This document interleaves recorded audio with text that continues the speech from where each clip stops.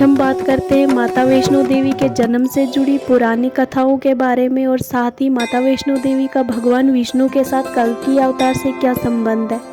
माता वैष्णो देवी का भवन जम्मू कश्मीर के कटरा के त्रिकुट पर्वत पर है। त्रेता युग में जब धरती पर असुरी शक्तियां बढ़ने लगी तो राक्षसों के कारण से त्रिदेव भी परेशान रहने लगे, क्योंकि उनके द्वारा दिए गए वरदान के कारण राक्षसों ने धरती पर उधम मचा रखा था।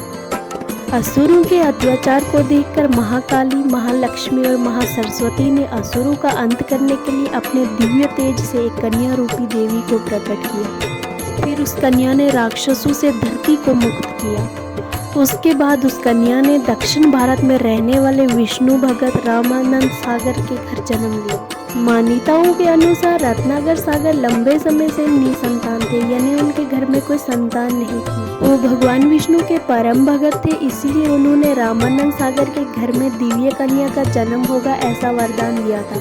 पुत्री के जन्म लेने की एक रात पहले ही रामानंद ने वचन लिया था कि वो कभी अपनी पुत्री की इच्छा के रास्ते में कभी नहीं आएंगे। इसके बाद रामानंद सागर के घर में एक दिव्य कन्या का जन्म हुआ जिसका नाम त्रिकुटा रखा गया। बचपन से ही देवी त्रिकुटा ज्ञान को प्राप्त करने में रुचि रखती थी। उनको कुछ वक्त के बाद ही ऐसा ज्ञात हुआ कि दिव्य ज्ञान तपस्या से ही लिया जा सकता है। उसके बाद जब त्रिकुटा 9 साल की हुई तब उन्होंने अपने पिता से समुद्र के किनारे तपस्या की इजाज़त ली। उनके पिता ने भी त्रिकुटा की बात मानकर उन्हें इजाज़त दे दी, क्योंकि वो जानते थे त्रिकुटा कोई साधारण कन्या नहीं है बल्कि दिव्य शक्तियों के साथ अवतरित हुई है। उसके बाद त्रिकुटा ने घर त्याग कर समुद्र के किनारे अपनी तपस्या को शुरू कर दिया। कुछ वक्त के बाद समंदर के किनारे प्रभु श्री राम सीता की खोज करते हुए पहुंचे। उनकी नज़र ध्यान में लीन दिव्य कन्या पर पड़ी। त्रिकुटा भी पहचान गई कि ये प्रभु श्री राम और कोई नहीं बल्कि भगवान विष्णु का अवतार है। प्रभु के दर्शन करके त्रिकुटा ने श्री राम से विवाह का प्रस्ताव किया, लेकिन प्रभु श्री राम ने कहा, मैं तुम्हारी तपस्या से खुश हूँ, लेकिन इस जन्म में केवल सीता को ही अपनी पत्नी के रूप में स्वीकार करने का वचन लिया है। लेकिन प्रभु राम ने त्रिकुटा को भरोसा दिया जब कलयुग में वो कल्कि अवतार लेंगे तब उनसे विवाह जरूर करेंगे। माना जाता है कि तभी से माता वैष्णो देवी इस गुफा में जाकर तपस्या करने लगी और माता वैष्णो देवी आज भी वहाँ भगवान कल्कि का इंतजार कर रही है। इसके बाद कलयुग में माता वैष्णो देवी के परम भगत श्रीधर को माता वैष्णो देवी ने सपने में दर्शन देकर इस गुफा के बारे में बताया और उसके बाद पंडित श्रीधर के द्वारा वैष्णो देवी का मंदिर बनाया गया, जिसके दर्शन करने के लिए आज लाखों श्रद्धालु वैष्णो देवी धाम पहुंचते हैं। पौराणिक मान्यताओं के अनुसार श्री रामचंद्र जी की विजय के लिए मां वैष्णो देवी ने नवरात्रों का कठोर व्रत रखा था। इसी कारण से नवरात्रों में 9 दिन तक अवधि में रामायण का पाठ किया जाता है। प्रभु श्री राम ने ही त्रिकुटा को वैष्णो देवी का नाम दिया था और वचन दिया था कि पूरा संसार माता वैष्णो देवी की आराधना करेंगे और त्रिकुटा को माता वैष्णो देवी के नाम से पूजा जाएगा और अपने भक्तों की पुकार सुनकर उनका उद्धार करेगी। ये भी मान्यता है कि प्रभु श्री राम ने त्रिकुटा से कहा था कि जब मैं वनवास से वापस आऊँगा तुम मुझे पहचान जाओगी और मुझ में समा जाओगी। अपने शब्दों का पालन करते हुए सिया राम युद्ध में विजय करने के बाद फिर से मिलने के वो वक्त कलयुग में आएगा जब वो कल्कि के रूप में अवतार लेंगे। भगवान राम ने उन्हें ध्यान करने के लिए त्रिकुटा की पहाड़ी के लिए बताया और कहा, फिर विष्णु उन्हें अपने में समाहित कर लेंगे। ऐसा सुनते ही माता वैष्णो देवी त्रिकुटा की पहाड़ी पर पहुंच गई।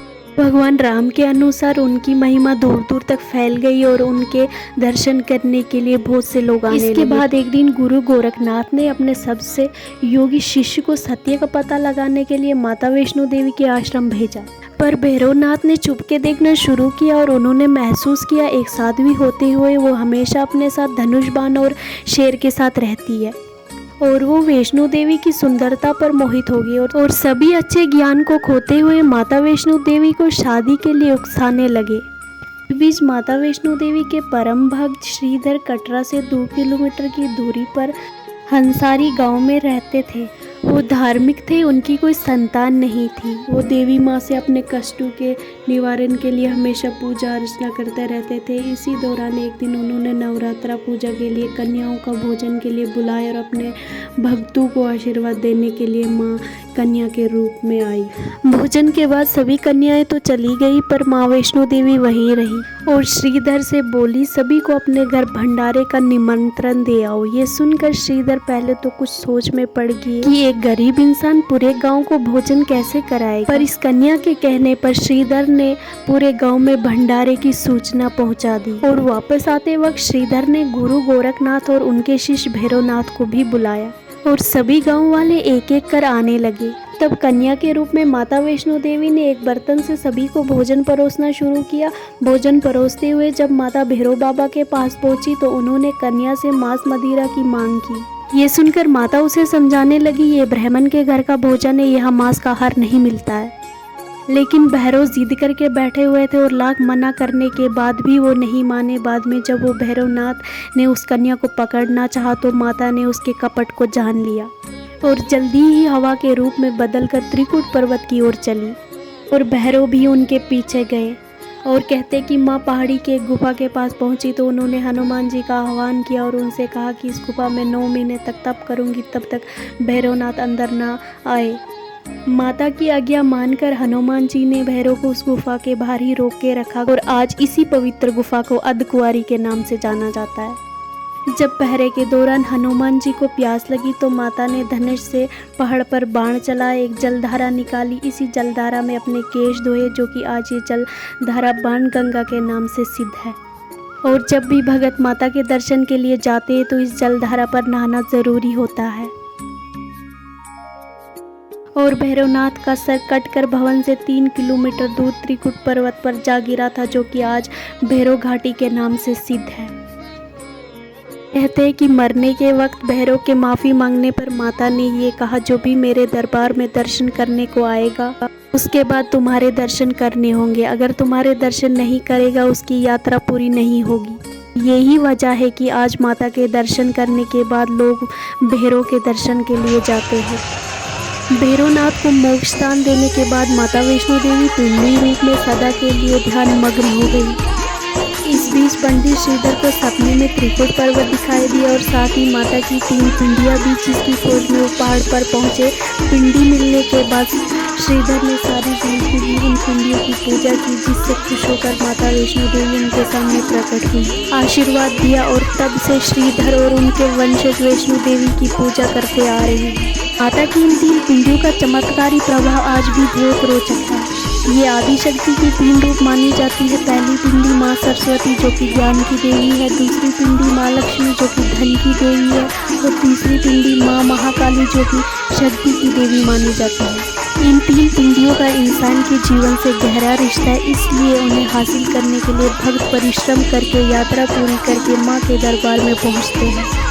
माता के भवन में माता वैष्णो देवी की कोई भी पिंडी नहीं है। माता वैष्णो देवी यहाँ अदृश्य रूप में मौजूद है। माता रानी के दर्शन के लिए सबसे पहला पड़ाव आता है बाणगंगा, उसके बाद आता है चरण पादुका।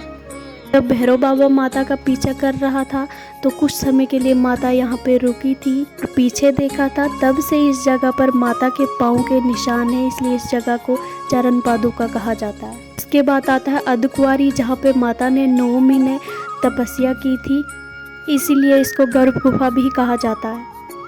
इसके बाद आता है माता का भवन, जहाँ पे आज भी माता रानी विराजमान है। फिर आता है भैरव घाटी, जहाँ पे जाके माता रानी के दर्शन पूरे होते हैं।